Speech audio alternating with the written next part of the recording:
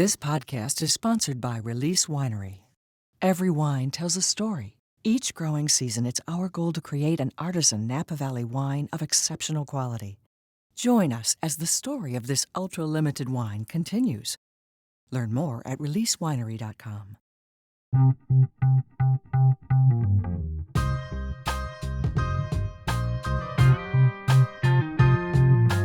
No, not very common, because most people from the old world, they think they have it all, and so they don't think that maybe somewhere else there is there are different things going and different things you can learn. So they usually stay at home. Plus, Italians especially, they tend to be the boys. They tend to be mama's boys. So it's very difficult for them to leave mom.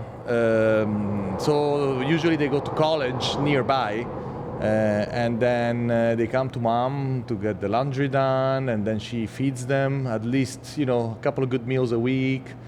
And very often it's funny, but that's true. Nowadays a little less, but still happens that even when they get married, they live with mom. And so, of course, mom gets in their way, and with the wife, big conflicts. So that's one of the main reasons why it's not so common that an Italian just goes overseas. But it definitely was worth it. The studies, I was able to learn English in a decent way, unlike most Italians, and the life experience. It was great. That was a great experience. Well, my father was friends with Bob. And then, of course, so we knew each other, and it was great opportunity for me to go work there. 1989. So it's 30 years ago. So I grew up in a winemaking family. So my family has been in the wine business for many years. I'm the 8th generation. And for that reason, I grew up in it. And I grew up in the countryside. Well, I was living between Florence and Greve in Chianti, so I spent a lot of my time in the vineyards. And when I was young, I started working in the vineyards, and just to get some extra money. And I did all sorts of works in the vineyards and in the cellar. And then when I turned 18, I had a driver's license, so I could drive the tractors. So obviously, I started doing that instead of just the plain manual work. So many occasions I worked in our winery, and so I learned the manual work of all the processes from the vineyard all the way to the bottle. And then after that, and after I graduated from high school, I decided, well, my parents gave me the opportunity, and I accepted it, to go to UC Davis. As a matter of fact, going back to that mama's boy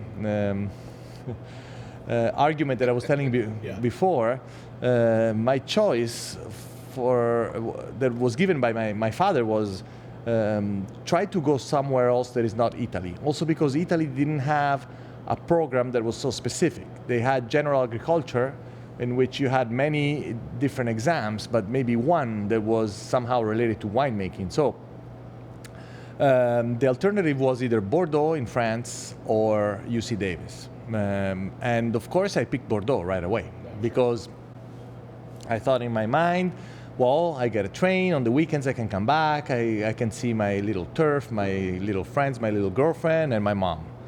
And it's much closer. And plus, the first 2 years, I can do the university program, the general sciences in Italy, and then, because the universities were more similar, I could get credit, and so just stay there for only 2 years.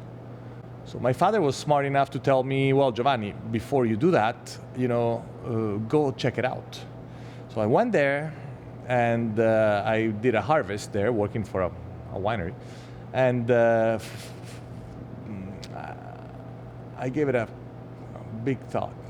I said, well, I will probably, because of my business and my family business, I will probably be living in Florence all my life. In Florence is such a small town mind, conservative. Nothing's going to change if I go away for a while. Now, this is also going to be a life experience. So, is it better to go to Bordeaux, France, or California? And I said, no, Giovanni, you have to go to California. Plus, I already knew how to speak English a little bit, but I didn't know how to speak French. So that is also a difference. So I said, forget it, I'm going to California. So I changed my mind, and thank God I did. Nothing against the French, but again, a life experience of living in California for 5 years, it really helped me to open up my mind and being a little different than the typical friends I have that were born and raised and lived all their life in Florence. So.